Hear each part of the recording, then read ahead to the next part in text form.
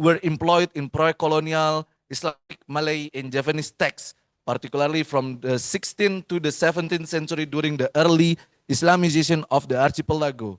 The texts under discussion address topics on Islamic creeds or aqidah, Quranic exegesis or tafsir, and comparative religions Muqaranah al-Adyan. So he proposed that these texts reflect a strong sense of reified religion, one whose meaning clearly resembles the modern concept of religion.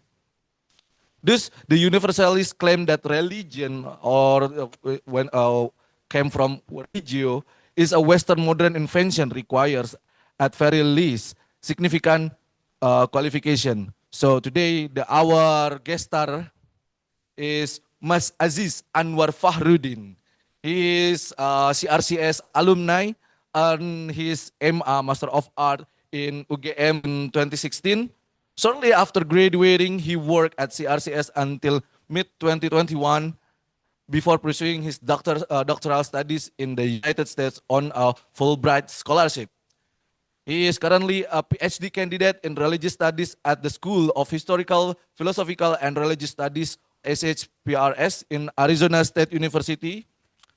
Above all, however, he is simply a speck of dust in his evermore universe, one whose being is contingent upon the gracious granting of existence by the necessary being. For Mas Aziz, the floor is yours.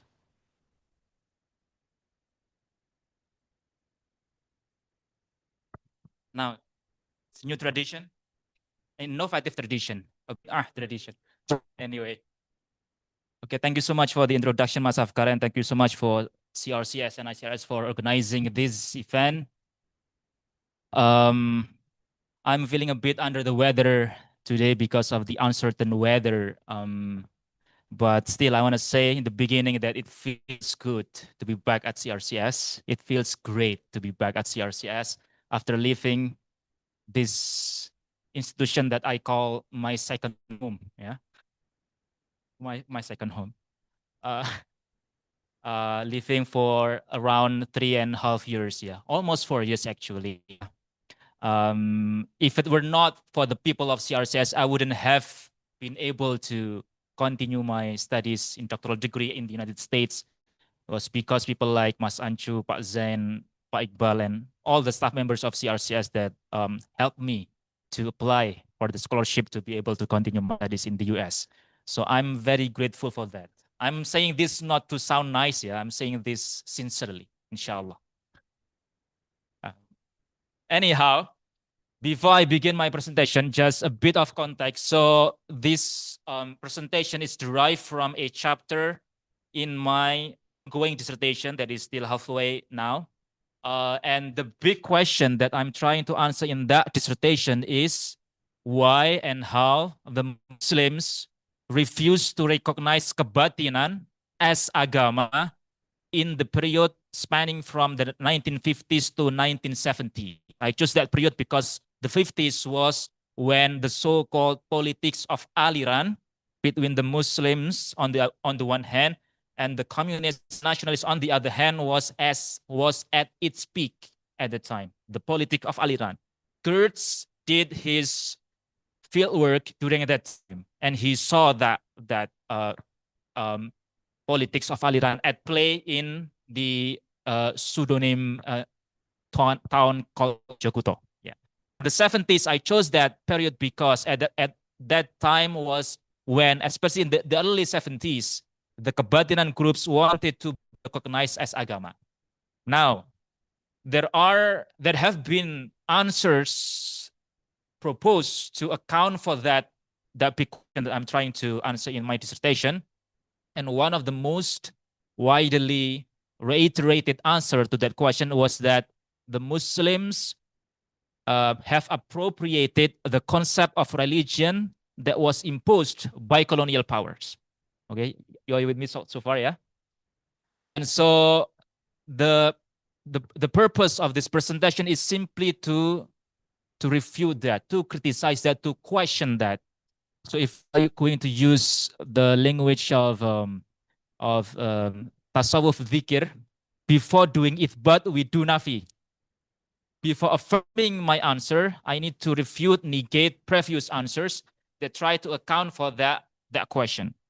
And usually the answer that was proposed that I mentioned earlier, it stems from the more global, well, not that global, it's mostly within Western Europe and other English speaking academic institutions. It usually stems from the big idea that religion is a Western modern invention. Yeah. And so I'm going just to refute that big thesis, or at least qualify that big thesis, and suggesting that thesis or that idea does not have sufficient evidence to back it up. So here's the how to move this. Yeah. No, it's not moving. I'm sorry, Mac user. No, it's not displayed here.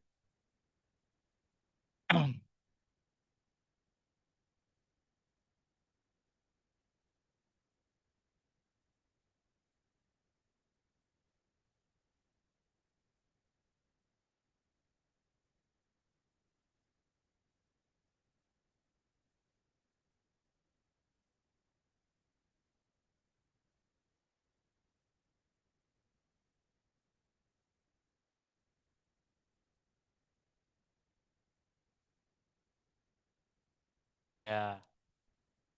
Let's start over.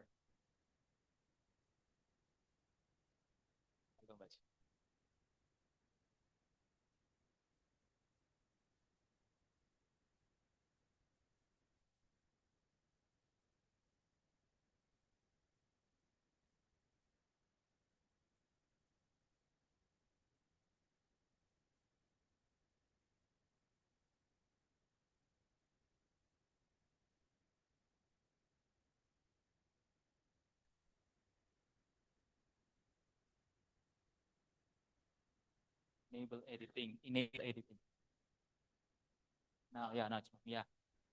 Anyhow, okay. Now here's the outline of my presentation. So for in the first section, I will give the background, the deconstructionist discourse, meaning that type of discourse that try to render many modern social categories to be modern construct or Western social construct. And this actually is not only limited to the concept of religion, but also other concepts such as race, gender, among the hot topics today in the United States. And this discourse has been going on, especially in Western humanities, over the past 3-4 decades, along with, you might call, the post-colonial wave or the postmodernist wave, etc. Basically, they try to render concepts that modern people think of them as natural or fixed, but they are actually historically contingent, or they emerge in a certain context that you cannot apply them universally. And that includes the concept of religion. And so to substantiate my claim that I mentioned earlier, that this discourse has been so prevalent, not to say hegemonic, or so fashionable, I think that would be a more accurate thing to say. I give the following some quotes that I got simply from readings that I read during the first 2 years of my graduate coursework in the United States. So an author says that the invention and construction of the term religion and its use as a taxonomic device is a product of imperialism and colonization. Strong word there. Another, the two English language terms, race and religion, have emerged out of fairly recent history. And in both cases, they are the product of the European political expansion that began in the 15th or early 16th century. Now again, this is from another author. Yet another author says the concept of religion was introduced outside the West in the context of European colonization, and the introduction of the concept often served the interest of the colonizers. So all basically share the same thing, and that religion was something that was imposed upon by colonial powers to their subjects, including in the Muslim communities, the Muslim world. They, the scholars of religious studies, have noted that the terms and concepts corresponding to religion do not appear in the literature of non-Western cultures until after those cultures first encountered European Christians. In other words, this implies that Indonesians, Malays, people of Nusantara in the past, they did not have any concept that resembles or that functions perhaps, or that is exactly equivalent of the modern concept of religion, right? Strong word again. Universalist claim. In the academic field of religious studies, the claim that religion is a modern invention is not news. It's not news, especially there, abroad, yeah? I don't know in the Indonesian context, but at CRCS, it's still news or not? Not news. It's already, I don't know, it's fashionable, it's sloganistic, I don't know. But it's the right word, yeah. But if you are studying in religious studies departments today, or in the departments that are close to religious studies, and you try to criticize this idea, you are in the position of minority there. I think so. So because this idea has been so prevalent in Western academic setting, in Western humanities especially, and they try to apply the discourse into explaining the case of agama in Indonesia, including the way how the Indonesian, how Muslims especially, because Islam is the dominant power here, try to adopt the concept of religion that is so biased towards European experience. And so some authors, I can give you a long list if you want to get the long list of quotes that show, that prove how hegemonic this idea. You can read my dissertation later when it's finished, yeah? So it says, for example, in modern Indonesia, agama from classical Sanskrit for text has come to be used for the Western notion of a religion, implying that agama was chosen to be the equivalent of religion. But later I will show that no, that's not the case. Agama was already used even before Europeans came to the archipelago as the translation of the Islamic concept of deen. Before colonial powers came, before the Dutch, before the Portuguese came to this archipelago. Another, in pursuit of progress, free from primordial attachment, the rulers of the modern states of East and Southeast Asia all have instituted policies towards religious institutions. These policies have been predicated on the adoption of official definitions of religion, definitions that, again, have tended to be derived from the West. Yeah. Clear, yeah? So clear. Another, I do not cite the author of this text because he is present in this classroom right now. When we ask how Dutch missionaries and colonial administrators dealt with religion in the Dutch East Indies, we first note that in none of the indigenous languages spoken in Indonesia is there an equivalent word for religion. So again, a strong claim here, no word that is within the native languages, the Malay or perhaps Javanese, and we can also pick other languages, hundreds of languages here, no word that is equivalent to the modern concept of religion. When missionaries and colonial administrators, for various reasons, translated the word religion into Bahasa Indonesia, they use the word agama, which is the Sanskrit word for tradition, teaching, or post-Vedic text. Yeah, so again, this is the type of discourse that I want to refute here by presenting how classical Malay and Javanese texts, they use the word agama and deen. Okay, so before I proceed to show the text, we need to be more precise here. when they say that religion is a modern invention, what do they mean by religion, correct?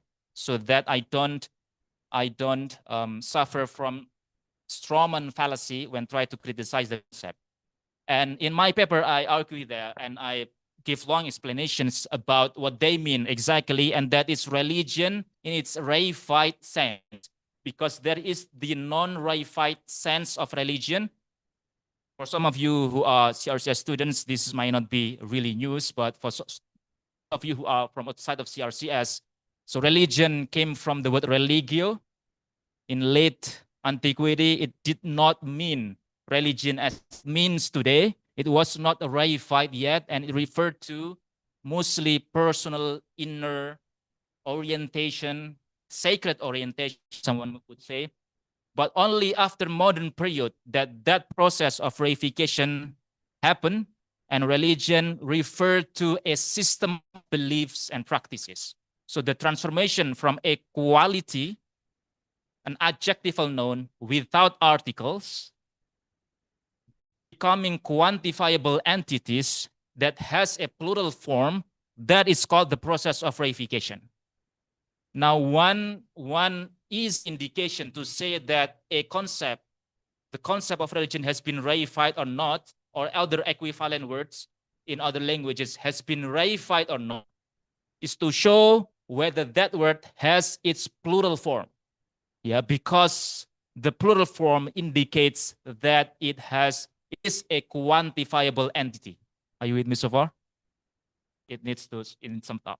So later on, I'm going to show that there is one work in the 17th century by a Malay but Hadrami descent writer named Nuruddin Ar-Raniri, who wrote the treatise titled At-Tibyan fi Ma'rifatil Adyan, exposition on the knowledge on all agama. Added.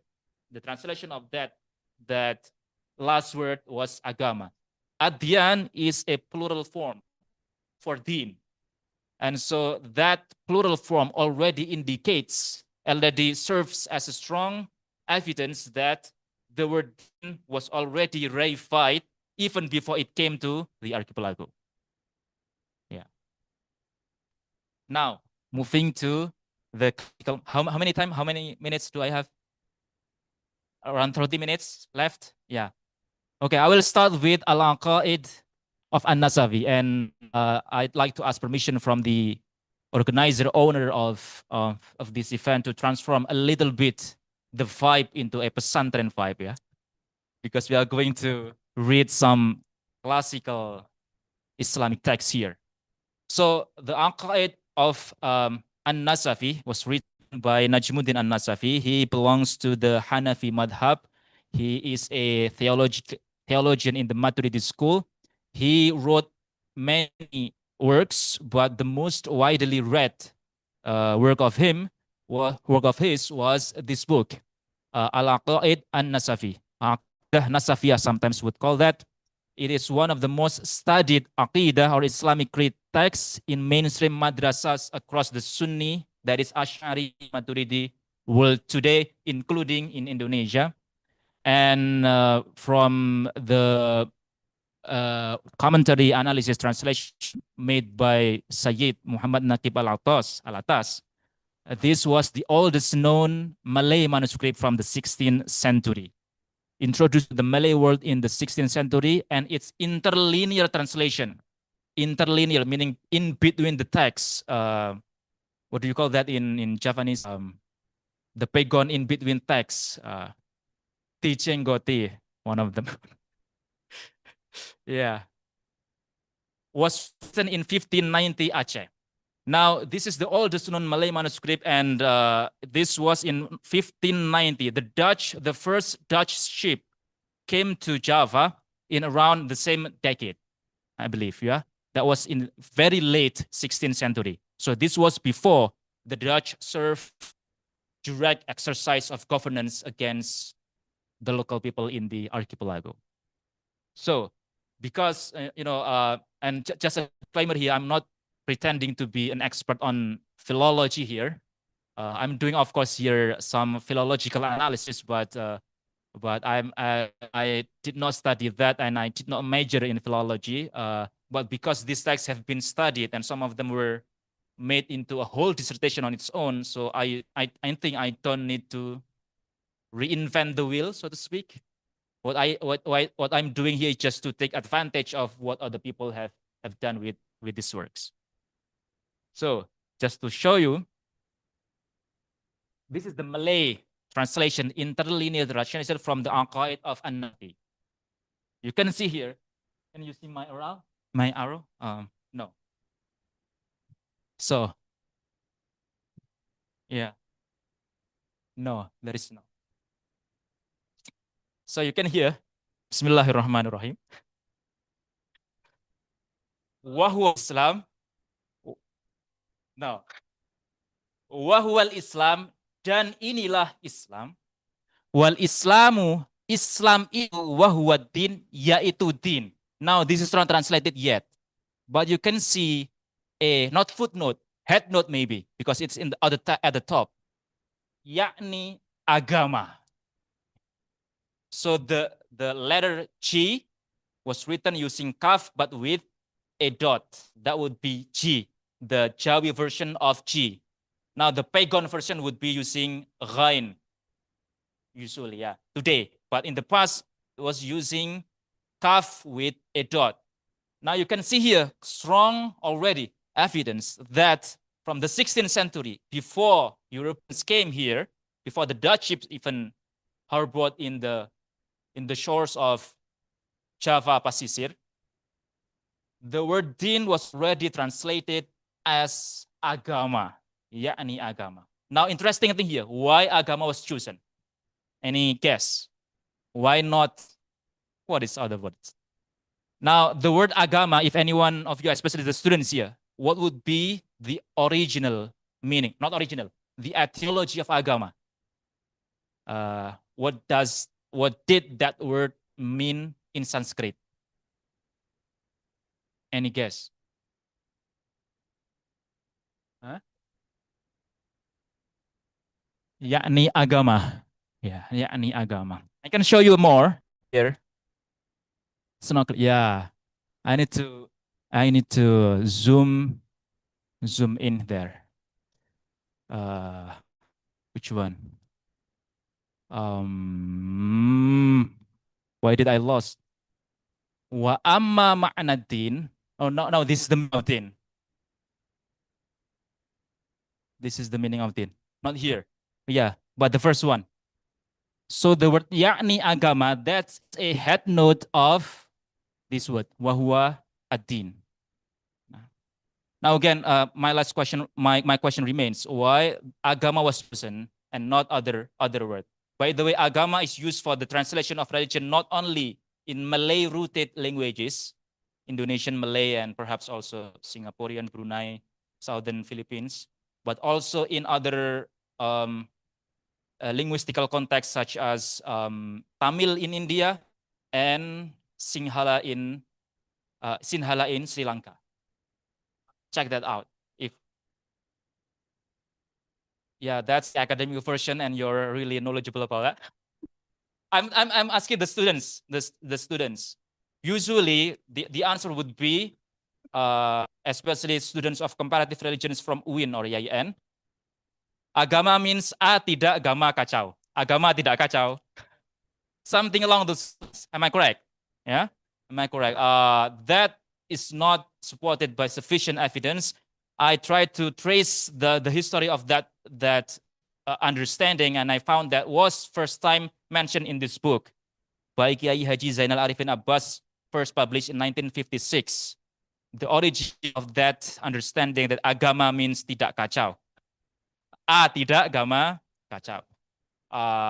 But the academic research on the term agama, and you don't need to read through the articles here, you can ask ChatGPT or any AI-based platforms about the meaning, the original meaning of agama. It refers to a collection of teachings handed down through generations, usually recorded in a written form, and more associated with Shaivism. Shaivism. Because during the Majapahit era, the Hindu what? I don't want to use the word sect, but orientation that was dominant at the time was Shiva Buddha. Am I right? Shaiva Adanta, yeah. So in the linguistical context where that term was used to refer to a collection of sacred texts, scripture, then agama was the word that is used. If you Google Shaiva Agama, for example, it will refer to a collection of texts within Shaivism, divine revelations from Shiva, from Lord Shiva. So it refers to a collection of sacred texts. And later on, perhaps, if the time allows, I can show you how the term deen was already, even during the medieval period, understood in the sense of having a scripture as an essential feature to define a tradition, a religion or not. Yeah. So what does the word deen mean? The word deen mean wa amma ma'na din. Adapun makna atau arti din atau yakni keyakinan yang tulus. So the word din means obedience. That is the non-reified meaning of din, but later on, as I mentioned earlier, the word din underwent reification, and so it has its plural form. Sometimes the plural form is diyanat, jama' mu'annas salim. Sometimes the plural form is adyan. So any text, I would say this is the easiest way to notice if that word was already reified or not, is to read classical Islam books and see if the word din has its plural form adyan, either adyan or diyanat in there. Now, moving on to other texts, I will give you five texts later, 3 Malay texts, 2 Javanese texts. Now by Abdul Rauf Singkili, he wrote the earliest complete Quranic commentary, tafsir in Malay. He died in 1693. And the word din was translated as agama. Again, in Jawi script, it's using kaf with a dot. Most occurrences in the text. So this edition, now this is modern edition, this published in Singapore in 1950s. But if you want to like say what would be the earliest complete Quranic commentary in Malay, that would be this, Tarjumanul Mustafid. Now I want to show you just one line here. One line here, one indication that even though in the Quran itself, 7th century, the word din did not have its plural form, but it implies already from its usage that it has one. And that is from the famous verse, the last verse of Surah Al-Kafirun, which reads, wala ana abidum ma'abadtum wala antum ma'abiduna ma'abud lakum dinukum waliyadin, translates, which translates as, for you, your din, for me, my din. Now it does not have a plural form, right? It uses the singular form, but because it refers to I have my din, you have your own din, by implication, it renders that the word din has plural form. Yeah. Correct. Yeah. Even though the word that is used in the Quran itself is not its plural form. Now here, it's following the Jalalain version of Malay. If you ever studied that. So wala antum mu'abiduna ma'abud lakum dinum. Is it mo? Itu semua. Dan tiada aku menyembah yang kamu sembah, dan tiada kami sembah kamu sembah yang ku sembah. Bagi kamu agama kamu dan bagiku agamaku. You see there, the word din was already translated as agama, and it's from the 17th century. So that rendering, that translation, din as agama, is not something recent, let alone being influenced by the colonial powers. Yeah. Again, now Ar-Raniri, Nuruddin Ayat that I mentioned earlier, At-Tibyan fi Ma'rifatil Adyan, the first Malay work on comparative religions written in Malay by Nuruddin Ar-Raniri. And you can notice the word Adyan already, its plural form in the title. And a whole dissertation was written about this work by Wasim in 1996 at Yayan Sunan Kalijaga. So I don't think that I need to read the original manuscript here. I can just pick that. I can just read that dissertation to read the original language as well as the transliteration and translation into Indonesian. Anyway, so in Ar-Raniri, I quote here some excerpts, passages from that treatise At-Tibyan fi Ma'rifatil Adyan. So you can see. Kemudian menitahkan padaku Sultanah Sofiyatuddin Shah Tajul Alam Shah. So this was the first. If emperor is a man, then empress. Yeah. Sultanah, something that is quite an anomaly in the Muslim world, where you have a sultan of sultan.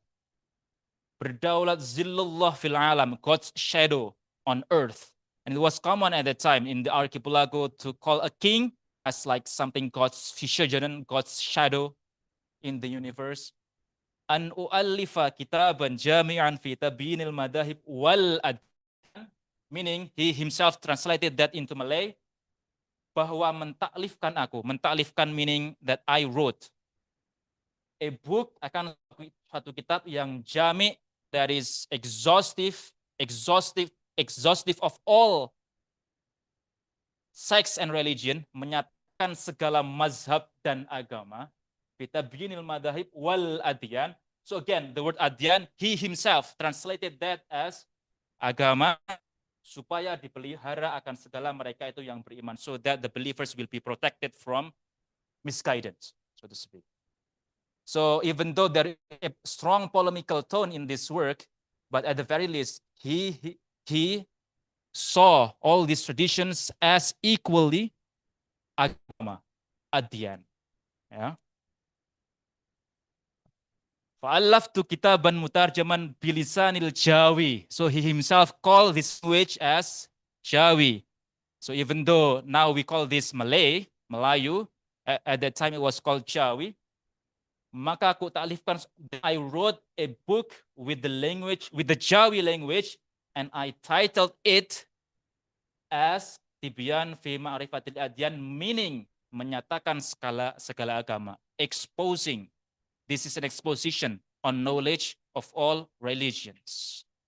So I think, I don't know if you can still, if someone wants to come up with a critique against this, that agama was not reified yet, what will be that?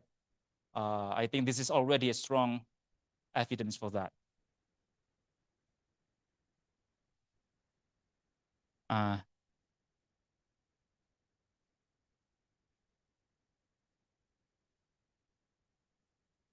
Oh, they did not. Yeah. Yeah. Yeah. Yeah. Yeah. Again, as I said earlier, I think one main criticism of that big idea was that was not paying attention to historical details such as this. And perhaps this is not unique to the case of Nusantara. Let's call that Nusantara to refer to Indonesia, Malaysia, and the whole Malay community. And perhaps also other communities also have the same or similar concepts. Yeah. Now moving on to Javanese texts. This is the oldest known Javanese manuscript, recently rediscovered at Cambridge University Library. You can try to Google it. Type the oldest known Javanese Islamic manuscript, Cambridge University, and it contains 3 sections. There is one section about Muslim jurisprudence or fiqh, one section about divination or primbon, like what would be the best day to marry, what would be the best location to build your house, etc. That would be primbon. And the third section of it that is called Kitab Usul Agama. Now, it's not Usuluddin, it's Usul Agama. So kitab, that will be the third section of that text. Islamic foundational concepts. Usul means asal, means foundation, yeah. Now, I'm going just to read some excerpts from that Kitab Usul Agama, written no later than 1609. So from 16th century, yeah. Assuming that this from 1599, then that would be 16th century. I don't know. But you can say early 17th century as well. Now, it says, utawi lamun siro tinakonan opo tegesing agomo, dalang. If you're asked, what would agama means? Sauroniro angabakti eng wong sawiji. Agama means obedience to someone. Now, if you compare that to the Malay version, let me just switch over a little bit. Now here you can see, amma ma'na din, adapun pengertian dari agama, taat, obedience, the same way, the same thing. That is one analysis would be that there is already a connection between the Malay world and the Javanese world. You know, if the history of the Wali Songo, the 9 saints, is to be relied upon, even though I know that some scholars of history that are very critical to that legend will say that this is not historical, this is all fictitious. But if that history is to be trusted, there is a link between Wali Songo and the Malay world. Sunan Gunung Jati, for example, came from Pasai, yeah, and then other Sunan Maulana Malik Ibrahim, Sunan Bonang, they learn in Malaya. So there is that connection. So this is not surprising to see exactly the same understanding of the word agama, both agama and din, where agama was understood, the lexical meaning of din as angabakti, taat, obedience. Mongko ing agama iku, roro maknane, agama has 2 meanings. Kang karuhun, first one, angabakti, obedience. Kang kapindo, the second one, winales, judgment or recompense. This is how the word din was used in the Al-Fatihah. So Maliki Yaumiddin, the king of the day of judgment, of the day of recompense. So there are 2 meanings of din, but the one that is used the most is the first one, obedience. Inna dina indallahil Islam. Inna dina ngindallahil Islam. Tegese satu hune kang pangabakti kang tinarino ing Allah Ta'ala Islam. The agama, the din that is pleased in the eyes of Allah, that is Islam. Of course, because this wants to establish the foundation of Islamic creeds. Now, another text, the last text actually. The last text, it's called the Ferrara Kropa. Kropa meaning palm leaf manuscripts, yeah. And I recommend you read this book by Gerardus Willobrodus Drewes. I don't know how to pronounce his name, Dutch name. I believe he's student of Snog Horogroonya. An early Javanese code of Muslim ethics, where there is the both transliteration and translation into English of a 16th or 17th century text, in which you can find a lot of mentions of the word agama. The use of Middle Javanese close to Old Javanese suggests that it was written during Java's transition from Shaivism Buddhism to Islam, and the text censures heathen practices which apparently still attracted Muslims of recent contact with Islam, hadithul ahdi bil Islam. So again, I just want to quote some excerpts from that text. Now, usually a lot of people who are promoting Islam Nusantara, for example, they would say that Islam came to Nusantara smoothly, without any conflict, and unlike the way Islam came to India with military conquest, for example. Islam came here very smoothly. Actually, if you read texts that were written during that transition period from Hinduism, Buddhism to Islam, they were quite harsh. And by today's standard, that would say that this is radical, intolerant, needs religious moderation, something like that. Anyway, just you can see it yourself. As regards acts of unbelief, this is translation by Travis. Travis or Truus, I don't know how to pronounce this. Kang tingkahing panggawe sakal wiro ing pangganing sinatyo. I don't need to read the Japanese version. As regards acts of unbelief, all kinds of this should be banned deliberately, such as to trifle with religion, for instance, by worshipping idols or participating in the worship infidels and joining them in this, let alone by participating in their offerings.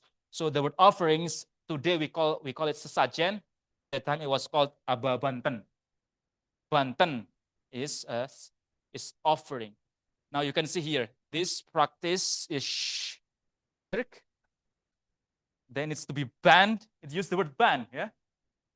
They were pretty harsh at the time. So not really that quote unquote tolerant, open-minded, inclusive of local cultures, etc., etc. You can choose your words, and we can discuss later what will be the explanation for this, how to account for this idea.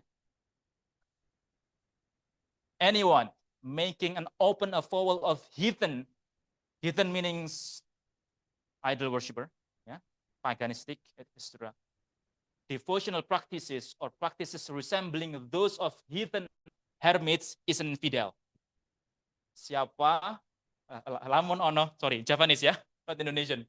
Ang ngucapo tingkah tapaning kafir utawa kaya tapaning yogi. Now, you have the word yogi, referring to the tradition of Shaivite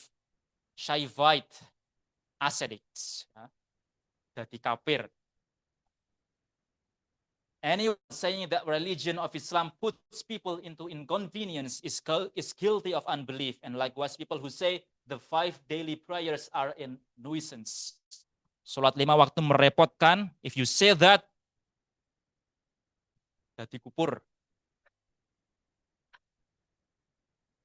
That would be kufur, ya. So strong, what? Strong word there. Perhaps last one. Now, one indication of a reified understanding of agama is that you refer to your belief system as agama, and you refer to other people's of different belief system as agama as well. Now it says it is unbelief to say which is the better religion, Islam or the religion of the Javanese. Now the interesting part is the Javanese version. Ono ang ngucapo becik agama Islam lawan agama Jawa, upur. So at the time it was even used to refer to agama Jawa. Now again, this begs big questions about how to account for this. What would really happen at the time? Was it really that tolerant? Now that question, those types of questions. But what I'm concerned about in this paper is to show to you that agama was already a translation of din, and that din was already, both din and agama were already reified at that time, meaning that was used as a taxonomic device to categorize people's belief systems. And so the big thesis in religious studies that religion is a Western modern invention, to conclude this presentation, it's significant qualification at the very least, if not inaccurate or incorrect. It's wrong. So Pak is part of my committee, dissertation committee. He suggests that I use the word wrong. It's wrong. I don't know. Perhaps one suggestion from this is that I think those scholars who adopt that post-colonial perspective to analyze modern categories, but not equipped sufficiently with historical details, I think need to read these types of texts, or they need to study more history. Yeah. I think.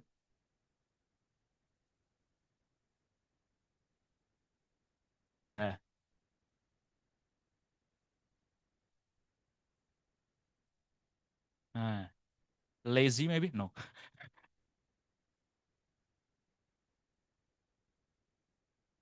Yeah. Aneh. Aneh.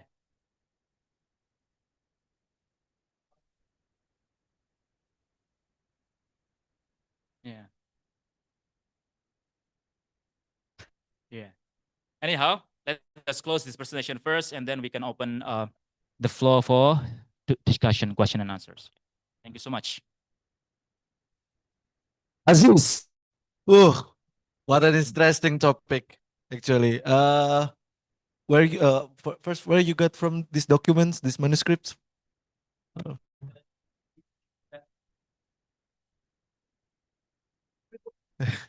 Okay. Yeah. Yeah.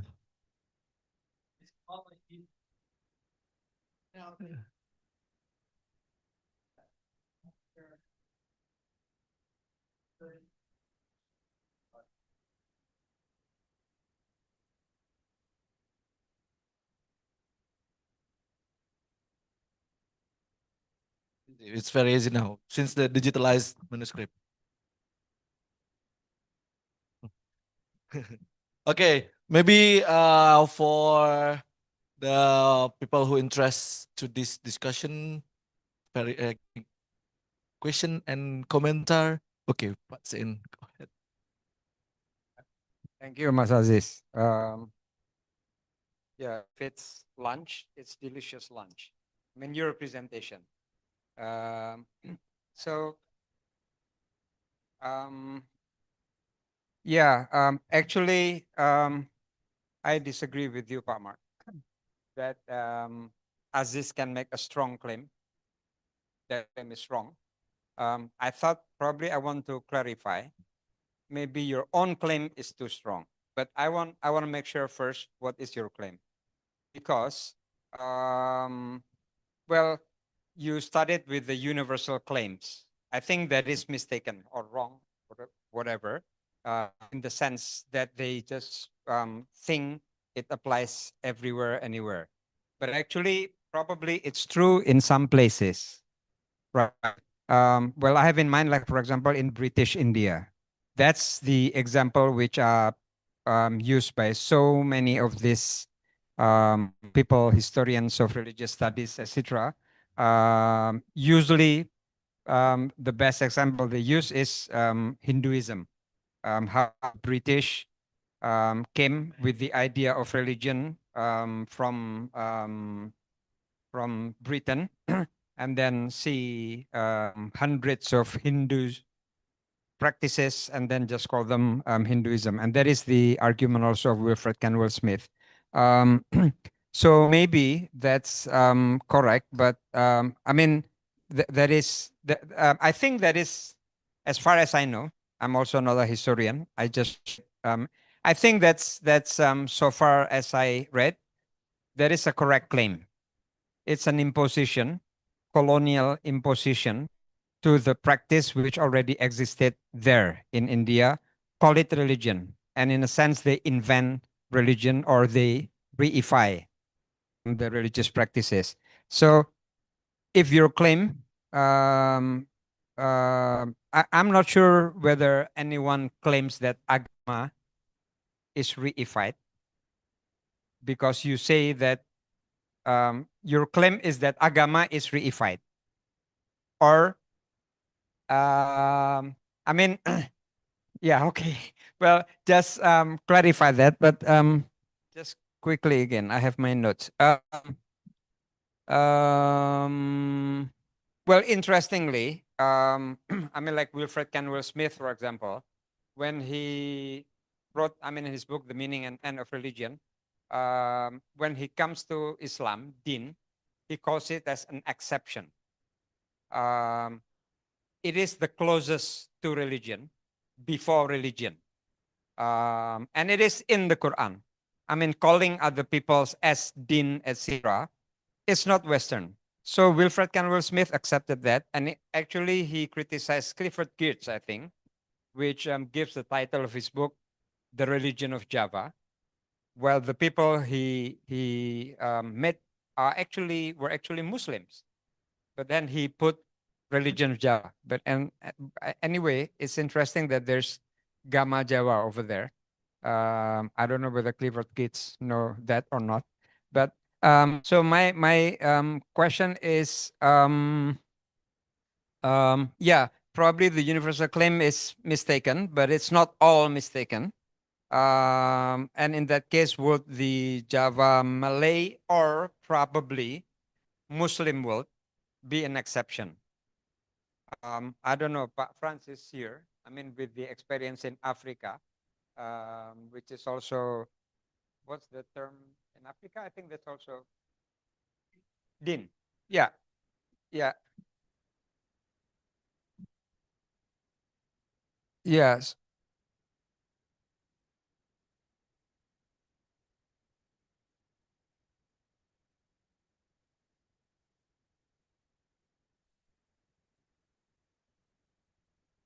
In Swahili. Yeah. So anyway, that's my question. Probably, of course, it's not as if you can say all these people are mistaken, but probably it's not 100%, but that there probably are exceptions. So I just want to make clear what is your claim here. Thank you. Maybe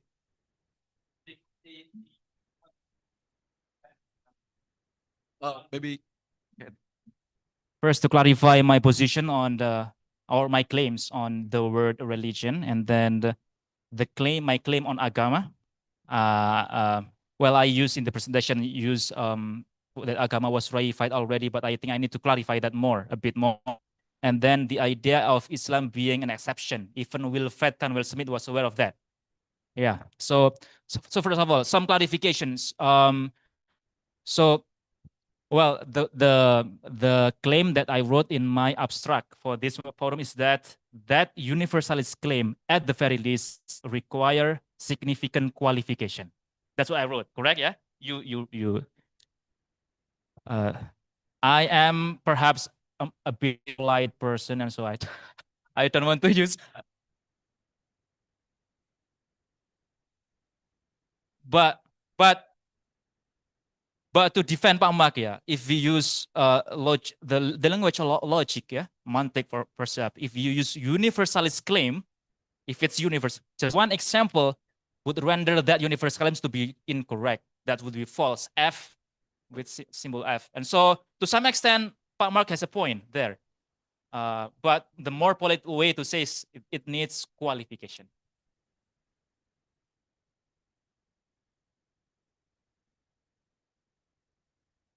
Hmm.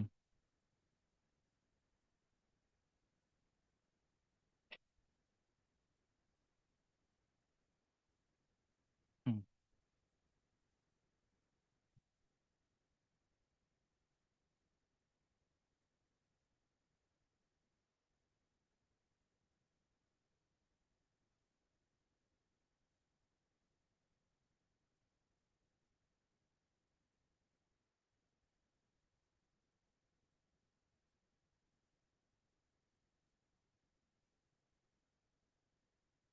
Yeah. So just clarify, that would be the exact wording that I'm going to use. So it does not apply to all cases. It applies to several cases, some cases.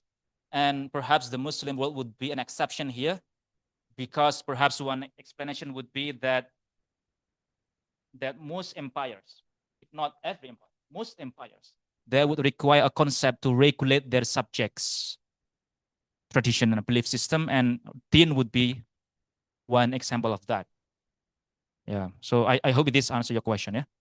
Clarification. So another topic that you brought up was about my claim on agama. I mentioned earlier agama reified. I think that would be well, that's strawman a bit. But my claim was that in my paper, agama functions quite similarly as religion, the modern concept, that it plays the function of as a taxonomic device to categorize people's belief system. Like in the last example, agama Islam and agama Jawa. Now you have agama here serves as a genus, while Islam and Java where it's differentia. I'm correct using differentia. Is that in English? Yeah. A species. Species. Genus and species are the taxonomic device to categorize these people believe. So we can here, if my claim is that agama functions similarly as the modern concept of religion, therefore that means religion was not entirely introduced to the indigenous peoples of the archipelago. They already have one concept that is very close to that concept that functions similarly. Yeah. So that would be another clarification. The topic that Pak Zen brought up was about Islam being an exception in Wilfred Canwell Smith's magnum opus, The Meaning and End of Religion. And that was actually, I'd say, the Bible of religious studies today. Am I too exaggerating to say that? Because that book marks the watershed moment, the turning point in religious studies that shifts the inclination from essentialist to being more constructionist, meaning looking at the concept as a historic construction. Now, my answer to that would be that yes, Wilfred Canwell Smith was aware of Islam being an exception because Islam already has the word deen, and Islam was born out of polemical context in the Near East, the Middle East, the Arabian Peninsula, in which you already have the Jews, the Christians, the Manichaeans, the Zoroastrian, etc. And so because Islam was born self-aware with self-consciousness about other belief system, it has a concept to refer to them. However, Wilfred Canwell Smith only said about that in the medieval period, meaning in the Quran, it's not that reified. Okay, it's not that reified. He still wants to make the argument that the original Islam, meaning, in other words, the Quranic Islam, the word din itself at that time was not reified yet. It meant like religio in Latin. So din means obedience, not agama. So, for example, he translated the first inna dina indallahi Islam. Verily, the din in the eyes of God is Islam. He translated this as wait. The proper way to worship Him is to obey Him. Now that would be a generic translation that people like Nur Khalis Majid would like very much, because it would render Islam to be in generic term. If you want to adopt a liberal interpretation of the Quran, that would be very nice. Anyhow, my point here is that I'm not referring to the Quran directly here. I'm referring to how the word din, agama, they were translated in the Malay Javanese context. And so already when it was introduced in the Malay archipelago, because it was already reified in the medieval discourse in the 17th, 11th century Arabic Persian speaking communities. My claim is that religion is Western construction, but of course the claim does not stop there. After saying that religion is a Western colonial construction, there is an implication of that, or a consequence, that this is a colonizing concept, oppressive, etc. So don't use it, basically. Now, if there is also a claim, I can understand if you say that din is also reified. That is the same with religion, right? It's reified. Colonizing. Exactly. Colonizing Because just like you said, well, Islam is a big empire. It went also to India, to many, well, all parts of the world, so many parts of the world. So other than, I mean, saying that din is a reified concept, well, probably in a sense that will support your claim that, I mean, your refutation of those scholar studies, but at the same time, it makes it worse in the sense that now there's not only one concept, religion, but also another concept, din, which is also a reification and oppressive, maybe. I'm not quite sure, but would you carry that to that extent? So it's not only about whether this is Western or not, but also, of course, about the consequences, ramifications right? of that Yeah, idea. yeah. Yeah. Like, what would be the problems if it is yes? That din was a colonizing. I don't know. For the sake of academic inquiry, that might be interesting, even though for the purpose of activism, No, that would that my would. point that when I read your abstract, Uh, forget about those claims. Mm. But now actually it's not only religion verified. There are other concepts verified. Yeah. So you don't, in a sense, you don't refute the theory. mm. Refute So the it theory has as a refute the theory as an explanation for the Muslim Indonesian Muslims Yeah. when they Yeah. yeah. There's probably, well, I don't think, but there's another concept Mm. which is also application in, Mm. which is deep ability agama. Yeah. So it gives more burden to the local actors. I don't know. First time it was used already during the Sanskrit period of the archipelago. So one work would be during the Majapahit Empire, Nagara Kartagama. There is the word Gama there. And so, but that Gama refers to traditions. So Nagara means Negara. Karta means place, like Surakarta, Jakarta, Surakarta, etc. And then Gama, the rules and regulations that to be compliant, that you have to be compliant of with in those places. So it's a survey. It is a survey. Yeah, it is a survey of the rules and regulation across Majapahit provinces or states, so to speak. So that will be Okay, maybe for the long, other, long give line the of opportunity for people who want to. the other. I saw from, sorry. Okay, thank you for the time. First, introduce myself. My full name is Rofkil Muhammad Rofkil Basi. I'm a student from Muslim Gajus Islamic University. My department actually is Islamic law, but I'm curious about your presentation here and Win. Okay. We know that in my university, the way we study about Islam and also we study about religion is is influenced by how the West study about them. But let's say the term or deen or agama exists in pre-colonial period. My question is what the implication it will have to the study or to the way we study about religion as well as the study of Islam.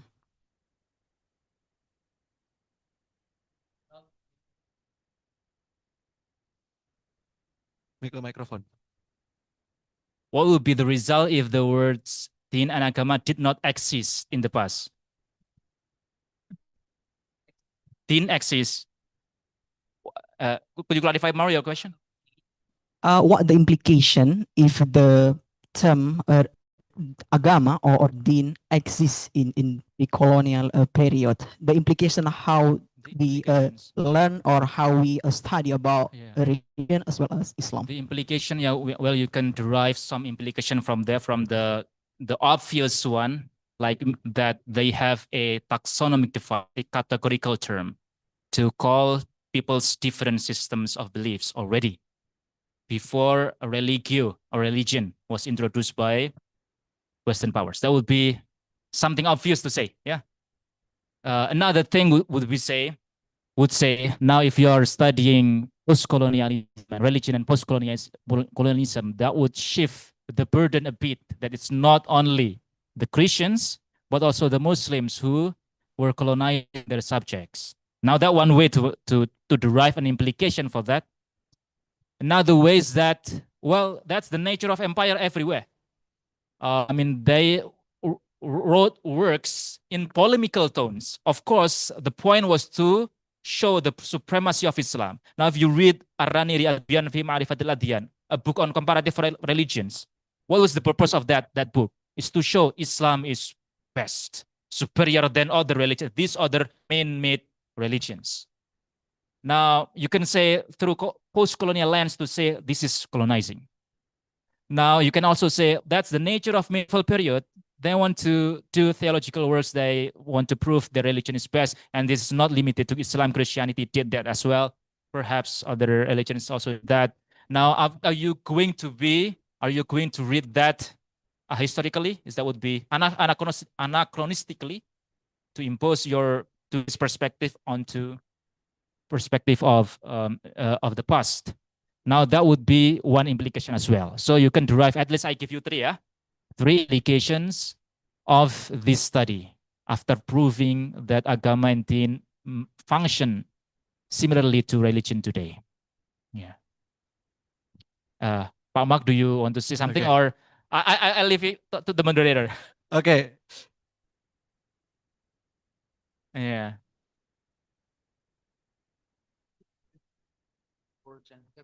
Yeah. This gets away from colonial discourse and all of these discussions and gets into cognitive psychology. Human beings think in terms of categories. Hmm. So we can't think except in terms of categories. So the sort of the definitive person to read about this today is George Lakoff. Yeah. And the think in terms of categories and metaphors. So the fact that people have categories, I mean, this is just saying that they're people. So the fact that people have categories, ways of organizing difference, whether they're ethnic categories, religious categories, whatever, in a way, this is the fact that those categories exist is a non-question, because that's the way we think. That's biological. How we use those then becomes the question, not the fact that they exist. That's strong. Yeah. Maybe it's natural for human beings to think in categories. And so, yeah, therefore, the claim that it is a Western invention is weak. At the very least. It is, yeah. Yeah.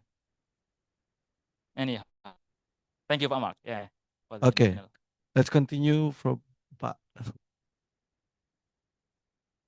Okay, thank you very much for this very interesting contribution, relevant, and as we see already in the debate, it has many implications and a very broad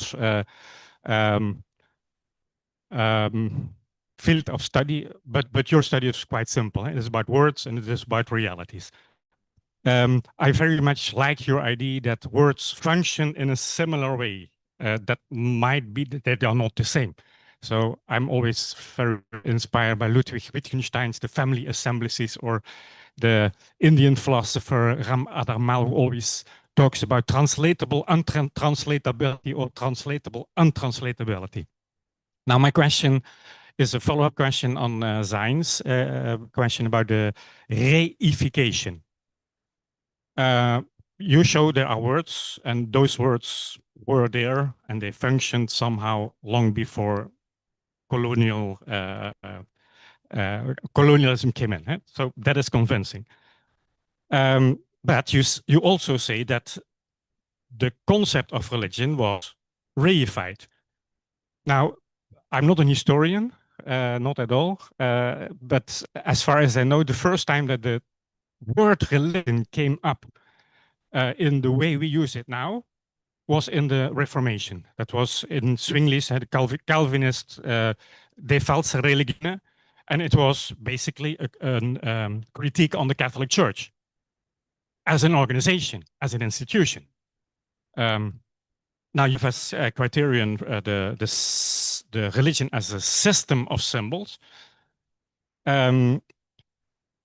You can also say institution, because that is basically where it was Protestantism versus Catholicism, and you know, the Pope and the organization and the institute.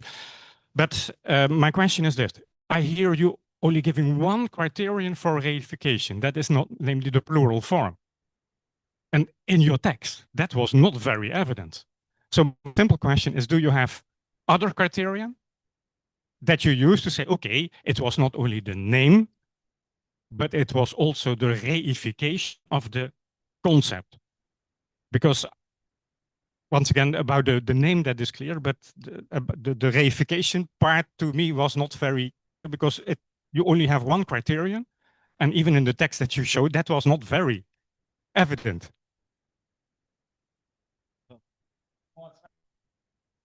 Please, your use microphone. To be more straightforward to your questions, the type of, I mean, this is my summary after reading Wilfred Campbell Smith. I don't know how many times I've read that Bible of religious studies. I've read that beginning in 2014. I became a Charles student perhaps 7 times now. I own the book, 2 books of that. Not only just, that would be the easiest indication, having a plural form, because it indicates that it is now a quantifiable entity and not just a quality.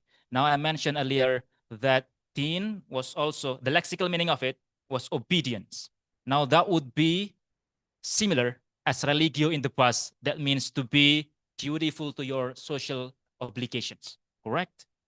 Now, it underwent reification after it referred to people's belief system or practices. Institution, you would say that. Well, actually, in my paper, I give the middle category. So you have the non-reified, the semi-reified, and the fully reified. So the semi-reified would be when the word din was translated. This is also a debate within Quranic studies scholars, as a way of worship. Now that would be translated, not as a system or a institutional set of beliefs and practices. So to be more straightforward, to answer the questions, when that word did not mean obedience or did not mean any other qualities such as being dutiful, being faithful, being etc. of those or pious, something like that, then I would say, or it has become institutionalized, then I would say that is reified already.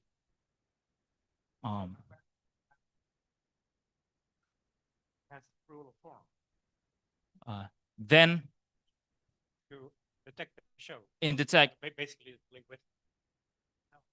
yeah, it's by implication. Now, other than it's having the plural form by implication. For example, if let's just use the last example, there is the comparison between agama Islam and agama Jawa. Now, even though there is no the plural form of agama here, by implication, when you use that as a taxonomic device, now that will be another criterion. Then I should say that is an evidence of the reification of agama already. Even though that was not my claim. My claim would be that agama functions similarly. And thank you so much for your validation there.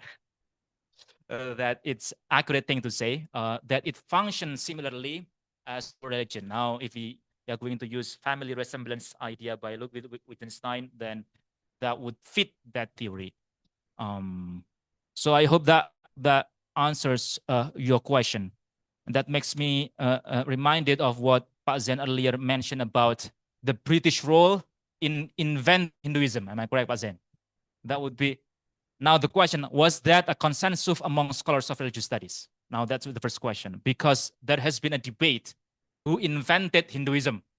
There is a whole book written to record debates in a conference among scholars of religious studies about who invented Hinduism. There are people who are of this orientation, post-colonial orientation. The British did it. The British created Hinduism. But there are people also, no, the Muslims invented it first before the British came.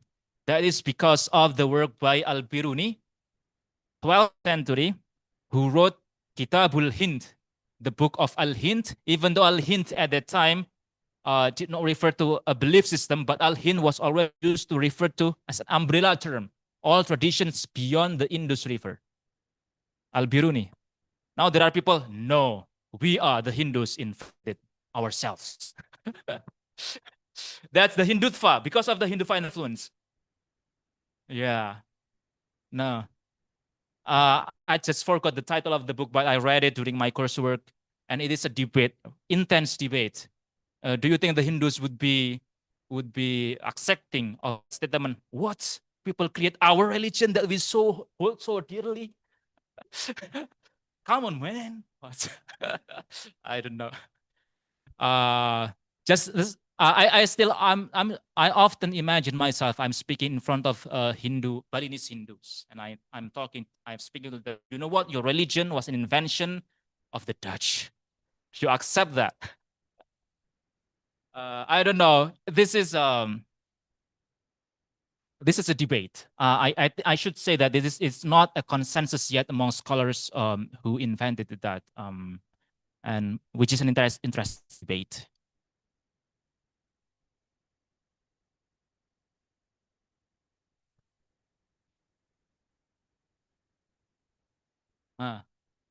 Clarity. You know, people would say as a category, Hinduism is an umbrella term that was invented independently by the British and the Muslims. You know, they both saw the same thing and they said, we need a category to describe this. And so they just and Hinduism just means the religion of Hind. You know, it has exactly the same meaning as Al-Biruni. Perhaps the same as Agama Jawa. Perhaps the same as Agama Jawa. So this is not particularly surprising, and anybody who's really an expert in the study of South Asian religions other than Buddhism and Jainism would say that, yeah, this is an umbrella category, and the differences between, say, Shaiva Siddhanta and Vedic tradition is enormous.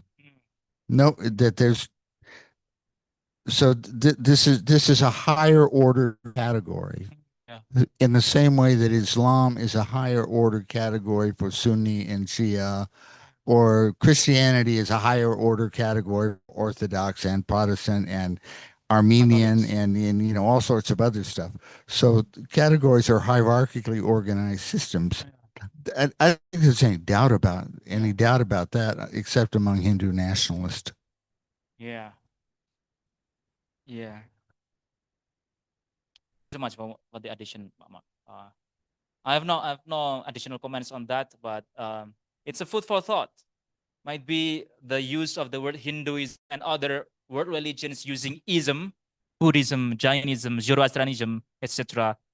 In the book by Tomoko Masuzawa, Invention of the World Religions, that would be seen as, you know, the Western inventions. Or perhaps that would be really valid, just like Islam would consist of Sunni and Christianity would consist of Protestant, Catholicism, etc. A food for thought. I have no other comments for that. Okay. Mas Aziz, actually, Yeah, but Jim. Mbak Jim, want to maybe a question from this. You have a question from the internet from Tarmizi Abbas. Okay, I know him. Hello, Sifu Aziz. I'm Shifu, from okay. Gorontalo, so glad to see you back at CRCS. I miss you a lot, especially remembering how we spent our time in Basa-Basi till morning. A very compelling topic. It challenges the notion that the reification of religion only occurred during the colonial period, showing instead that it had already taken place in the pre-colonial era. But doesn't this also demonstrate that much like Protestantism, Islam had already initiated the project of reification earlier on, with implication for the beliefs and of local communities at the same time? Wait. Can Oh, you yeah. repeat the last sentence? I don't quite It is get. same with Zen questions actually. Similar to Pak Zen's question.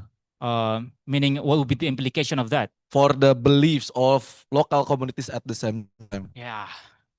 Now, yeah, similar to Pak Zen's. My answer would be similar to Pak Zen's questions earlier, and now, yeah, this is the thing. When you do some academic stuff and it may have some implication to social, political, real world.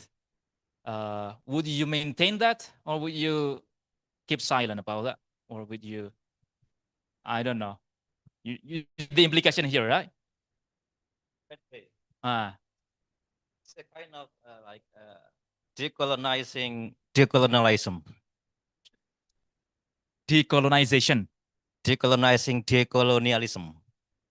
Okay. Okay, yeah. Decolonizing decolonization project. You seems like arguing in that way. to me. Okay. Maybe maybe, Yeah. but it depends on how you interpret how yeah, if you see the use of agama Yeah. in Indonesia as also part, Yeah. the adoption of the term agama in pre-colonial period Hmm. as part of the Islamic colonial project as well, Hmm. or not. Maybe it's just a coincidence. If not, then maybe the discourse of decolonializations of religions also require to be decolonialized. Decolonize, yeah. There is a quote there about there. But I just forgot the whole quote there. But if it says something along the lines, if religion was nothing but a projection of the Western projector to the local people, that strikes me as a colonialist intern. That makes me because the center is the same. That is Europe. You did not have the concept similar to ours. We invented for you. So that would be, in a sense, also Eurocentrist and fail to address the problem within that post-colonialist scholars to address, and that is Eurocentrism. That's one a good way to see it. But still, the question haunts me about the implication for the local beliefs, indigenous belief. And actually, the question about indigenous beliefs also, unfortunately, Mas Anjo is not here. I need to ask his permission to say this. As I said, I'm quite polite here, I think. So part of the big questions that I want to address in my dissertation, remember, my dissertation is about the Muslims against kebatinan, right? And the kebatinan at that time claimed to be indigenous. And the Muslim refused, no, you're not that indigenous. It is a contested idea to what extent this, at the time it was using the word agama asli, even that was used as a title of a famous book in the 70s, Agama Asli Indonesia. To what extent they're so asli, they're so indigenous, because if you look at what they practice, what they're teaching, much of them derive inspirations from Islamic, they use Islamic terms. And so the Muslims saw them not as a different religion, but Muslims, but with deviant beliefs that need to be corrected. We capture the state to correct this belief. Now, yeah. So that's part of the debate. I cannot say more. Just let me finish the dissertation first. Okay. My mission is pretty cliche. A good dissertation is a done dissertation. It doesn't need to be publishable. Be done with it and life moves on. Yeah. All right. Ternak lele, Pak. And yeah, that, yeah. Because Did you say that in front of us? The graduate of Islamic school. Did you say that in front of us? In front of? That is agama leluhur. That's the question. That's for me.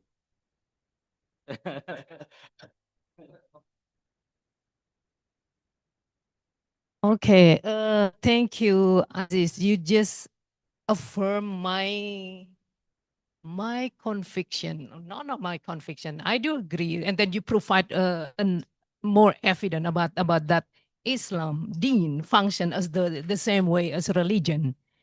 Because when I read, especially Tip Alatas, and they primitivize local tradition, and then, well, exactly, Islam did the same thing as a colonial. So and even when now with the discourse of decolonization, and then they offer Islam to counter that, and even they don't realize that Islam functions as the same way too.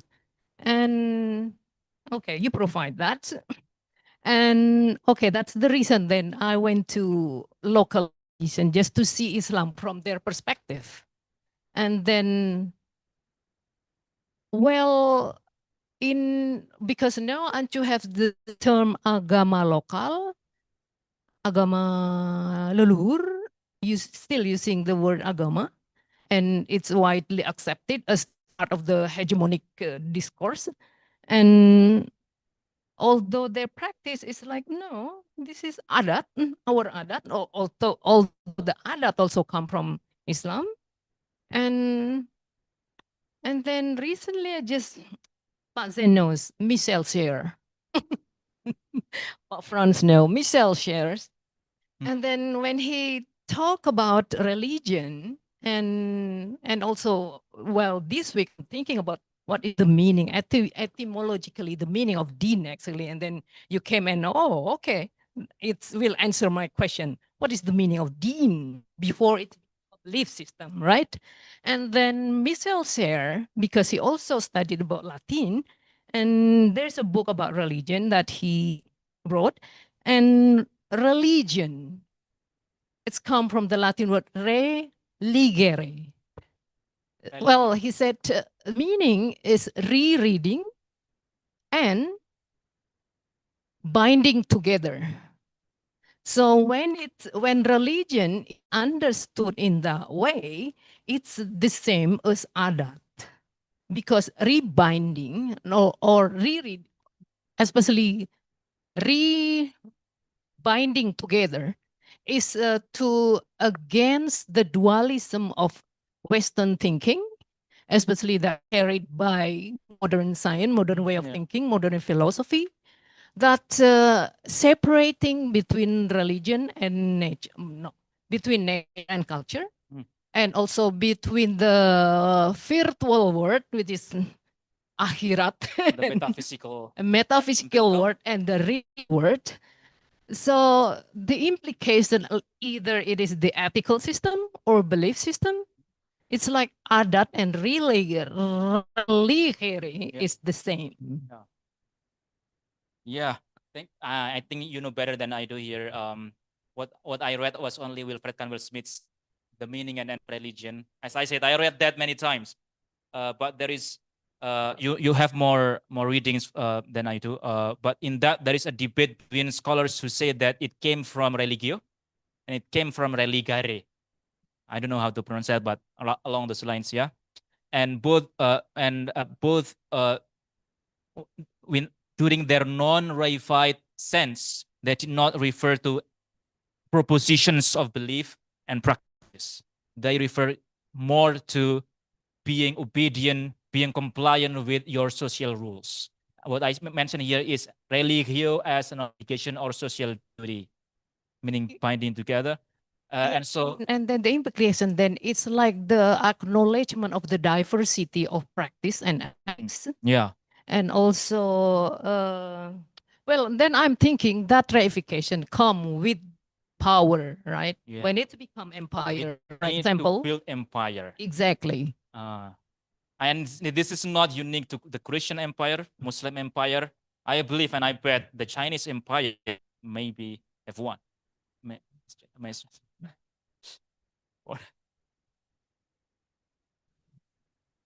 Yeah. How just but Jim's point earlier, but in the non-reified period of the word, it did not have differentiation between nature and culture, etc. And that also applies to the word din, because din lexically means obedience. Simple. It's obedience. You are obedience and you're having din. You are maksiat, then you're losing your din. It's simple.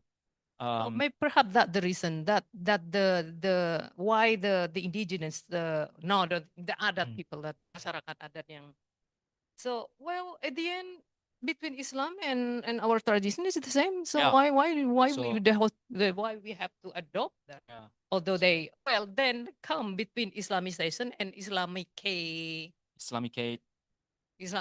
Yeah.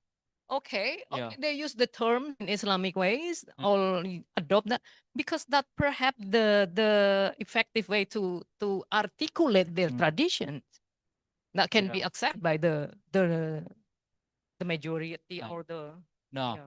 So that's exactly the mission of Wilfred Canwell Smith. Again, referring to him. The title of the book is The Meaning and End of Religion.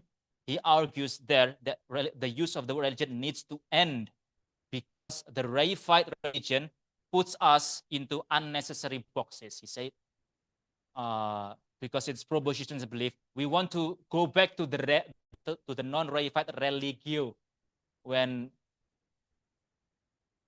yeah, there is a critical against that.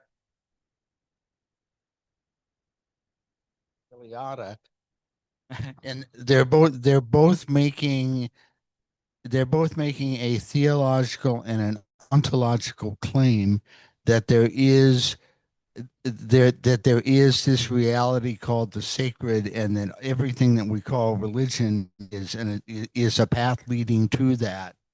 So we have to be really careful with Cantwell Smith here, if we're talking about a historical or social scientific view of religion, because he's very strongly theological in his orientation. Perennialist, perhaps. He's perennialist, yeah, in the same way that Eliada and Otto were. Yeah. That makes me thinking. He, Maybe from the behind equation. Oh, Mas Abdi. Okay. Thank you very much. Yeah. Yeah. Most of the presentation I agree that. Yeah, it's not the Western, of course, the first one. But I want to, I don't know. I just want to comment. I haven't get it. So the Kropak Forara for me is like a holy grail, because it's the first thing when we talk about Wali Songo, which is my thesis. It's all resulted in you need to read the Kropak Forara. So when I tried to find Kropak Forara, there is important to be noted that Kropak Forara is actually consists of two parts. The first one is not periodically, but when we found it, the susunan pertama, the first part is most of them consist of Arabic, Jawi, and Arabic. And the second part is consists of, if I'm not mistaken, Sanskrit, more Sanskrit. So the second part is actually older than the first part. What I want to say that it is interesting because the Kropak Forara second, it talks about the Agama Islam and Jawi. It's in the second part, if I'm not mistaken. the older one. Then. The older one is actually. It is in style Sanskrit, same with the Pararaton, etc. It is interesting to be noted. And interestingly, if we try to read this kind of Javanese Kawi, we will see like I think the author of the Kropak Forara, who I don't know who. Anonymous. It's anonymous. Anonymous. It's maybe he tried to, I don't know, partly adapting the works of the Ghazali. For example, if I'm not mistaken, Bidayah al-Hidayah, something like that. Maybe so, because it's very similar, the idea. Yeah. But I wonder why the author choose that kind of Ghazali, but not another Ghazali. Yeah. So instead of reading only the text, I tried to read exegesis, try to the context of that time. So when we read the Kropak Forara, we read how the din agama and etc. is tried to be right. We need to see the context of that era. During that era so the Kropak Forara, the story, most of them happen in the coast Java, and that time there is a era the Giri Kedaton, the first Giri Kedaton. So it will be the conflict between Majapahit and the Giri Kedaton. So it's the text that show the contestation between the Islam, the new Islam, and the old religion. So I don't know. I try to read that kind of text from that era. So that's why there is a strong colonializing sense, the spirit. So not only limited to the contestation, not only limited to the trade aspect, as many mentioned, but also the influence of the religion between the Hindu and the Islam at that time. So we need to, for me, this what Aziz said. This is I want to give the context why it maybe why the text said like that. I mean, and the second thing, because you draw about the truest, and truest is actually one of the author about the Wali Songo as well, and many things. I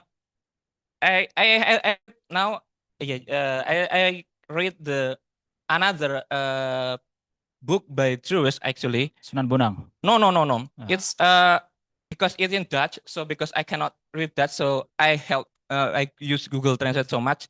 The title is interesting. And Javanese primbon with Zestian de U. Oh, I yeah. don't know how to spell it, Yeah, but yeah.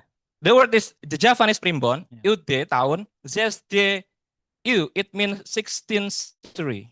So it's the same era Yeah. about the Kropak Ferrara. Yeah. Interestingly, that kind of article not only speak about the contestation, Yeah. but the other way. It talks about the city Jenar, is about the coming, about the idea of Kawula Gusti, Yeah. the idea where there is a sembahyang is refers similar with the salat, etc. So there is two tension between this kind of Islam that is office between that kind of Hindu, but also there is this kind of text at that same era that say the other thing. So Yeah, it is interesting to be explore more, so we do not trap between this is Islam, this is adat, this is yaitu apa, that the Islam was like Rashidi said, the kebatinan adalah pelintiran dari Islam, etc. Yeah. But oh yeah, I want to suggest you, if you want to talk about the kebatinan, I suggest you not only start with the 50, because the earliest kebatinan, how they develop their idea, how they 20s. it's about the earlier between, if you take a look at, for example, from the publication from the Tan Kun Siu publication, there are so many things about how the idea combined not only with the about the nationalism as well. So the idea of proto-nationalism from the Japanese. So the Java tried to make their own religion through that process. Thank you very much. Yeah.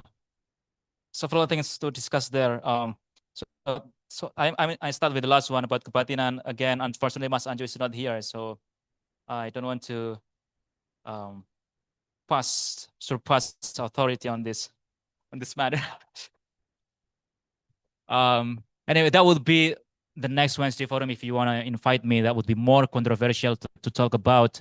But you're right that I should not start from the 50s. I can start from the 20s, for example. That was the beginning when theosophy was introduced into the archipelago, and much of the kebatinan groups were inspired by theosophy, whose origin was from the United States. And the first chairman of Badan Kongres Kebatinan was Wongsonegoro, who was also very much inspired by theosophy. Now, that would bring up the claim about indigeneity. How indigenous are they? But because we're dealing here with vulnerable groups, we need to be more cautious about our choice of words, yeah? Anyhow, again, I'm trying to be more politically, socially conscious of the context that we are living in. We're not dealing with a powerful dominant group like NU, for example, yeah? NU now is quite dominant, or other people. Then you can launch your critique, but you are dealing with vulnerable groups. Anyhow, I think Pak Zen would be wise to tackle this issue. Wise. Anyhow, the other question about Ferrara Kropa and choosing the choice. I read the Ferrara Kropa. You're correct. It has two parts. The first part, the second part is older. That's new knowledge to me, and it was inspired by Bidayatul Hidayah by Al-Ghazali, and it gives strong indication that the kind of Islam that came first to the archipelago was the Ghazalian Islam, brought about by perhaps the Hadrami people, the Balawi people with Shafi inclination. Now there is also a debate about this matter as well. And also, along with Ferrara Kropa, I also read other works by Truist that translated old Javanese manuscripts, including what you mentioned earlier, that I use also Google Translate to read it, and also another book about Sunan Bonang. I chose Kropa Ferrara simply because it has the most mentions of agama, and so that would be most relevant to my research project. Unlike other manuscripts that talk more about Syekh Siti Jenar and the relation, the Islamic orthodoxy view against Wahdatul Wujud. I mean, it's not only a problem of Hamzah Fansuri and Nuruddin Araniri in Aceh, but also in Java between Syekh Siti Jenar and the Wali Songo. Would be very interesting. I myself have personal interest on the historicity of Wali Songo. That would be another delicious lunch to talk about in Masjid Forum if some of you are interested. Any other thing that I have to comment on? I think for the last question. Okay. From behind. Maybe the last, yeah. Usually Maybe they- a short 2:30. comment on Okay. following up on what Mark said. I'm going to defend Wilfred Cantwell Smith because I think you cannot place him in the same category as Eliade or Otto. I mean, he did not speak about the sacred or the absolute. I mean, he was a phenomenologist, like the other. But the interesting thing, he indeed spoke about a system of belief, but we drop the system, but we keep belief. Hmm. Religion might not be a universal something, but belief is universal. But personally, and he said, you know, I believe it is going to rain. Yeah, I see clouds. I believe it's going to rain. That is a universal characteristic that we all share. I believe you. That means I trust you. Yeah, that is not that universal characteristic, and that word trust brings me to kepercayaan. So I'm not very much in favor of talking about indigenous religion, or because then you come again in the colonial debate. But Cantwell Smith made an argument for we do away with the category of religion, but we keep belief as a universal category. And we all know that. I believe it's going to rain. I believe you. And there are many forms of belief. So I think that makes sense. And so, Mark, in that sense, I'm defending Wilfred Smith because I think that is a very deep insight. Well, there is a critic about Wilfred Cantwell Smith that I'll mention here, just one short comment. Yeah, he was criticized for promoting through his work, The Meaning of Any Religion, promoting Protestantism in this, because he gives much emphasis on inner personal belief. What about those people whose center is not belief, but embodied practices? Do not think much about belief. It's our practices, for example. Now, there is that line of critique. I'm not entering that debate, but it is an interesting debate in itself. All right. Modern mercy. Oh. Yeah. Yeah. But he's an interesting guy. I mean, I respect him a lot for his details in the book. I mean, it's so full of details, but there are some flaws in it, I think. Yeah. Yeah. Yeah. All right. Thank you so much. The interesting topic. Give applause to Mas. This. There's a lot, many questions and comments.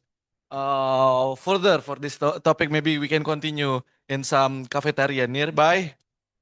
Yeah, because it is interesting to ask more. All right. Since we have in 0 minutes left, it's 3 p.m. So maybe we can over this with the forum here. We can continue. This is the last one. Yeah. This is the last one. So maybe we for the one who wait for any topics in the future from Wednesday Forum, maybe skip up on our Instagram and our YouTube. And also thank you very much for the one who already attend here, and also the guest star. See you next semester.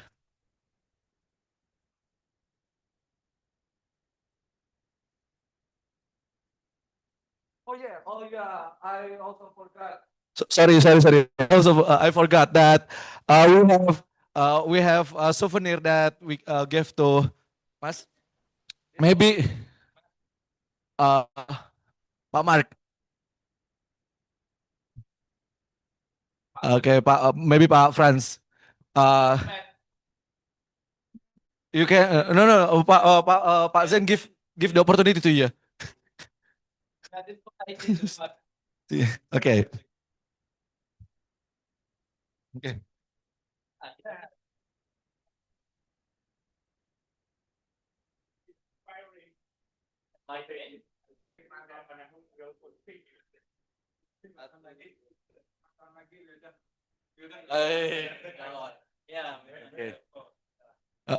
Okay, thank you very much, everyone.